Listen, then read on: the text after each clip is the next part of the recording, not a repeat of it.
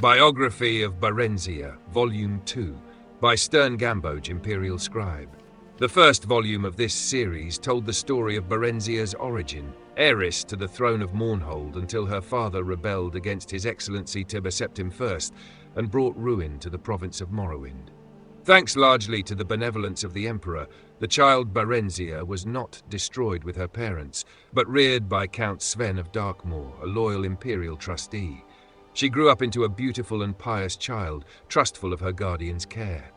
This trust, however, was exploited by a wicked orphan stableboy at Count Sven's estate, who with lies and fabrications tricked her into fleeing Darkmoor with him when she turned 16.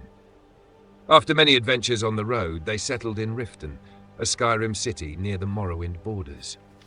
The stableboy, Straw, was not altogether evil. He loved Barenziah in his own selfish fashion, and deception was the only way he could think of that would cement possession of her. She, of course, felt only friendship toward him, but he was hopeful that she would gradually change her mind. He wanted to buy a small farm and settle down into a comfortable marriage, but at the time, his earnings were barely enough to feed and shelter them. After only a short time in Riften, Straw fell in with a bold, villainous Khajiit thief named Theris, who proposed that they rob the Imperial Commandant's house in the central part of the city.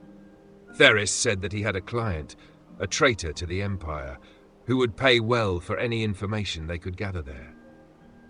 Barenziah happened to overhear this plan and was appalled. She stole away from their rooms and walked the streets of Riften in desperation, torn between her loyalty to the Empire and her love for her friends. In the end, loyalty to the Empire prevailed over personal friendship, and she approached the Commandant's house, revealed her true identity, and warned him of her friend's plan. The Commandant listened to her tale, praised her courage, and assured her that no harm would come to her. He was none other than General Symmachus, who had been scouring the countryside in search of her since her disappearance and had just arrived in Riften, hot in pursuit. He took her into his custody and informed her that far from being sent away to be sold, she was to be reinstated as the Queen of Mournhold as soon as she turned 18. Until that time, she was to live with the Septim family in the newly built Imperial city, where she would learn something of government and be presented at the Imperial court. At the Imperial city, Barenziah befriended the Emperor Tiber Septim during the middle years of his reign. Tiber's children, particularly his eldest son and heir Pelagius, came to love her as a sister. The ballads of the day praised her beauty, chastity, wit, and learning. On her 18th birthday, the entire Imperial city turned out to watch her farewell procession preliminary to her return to her native land.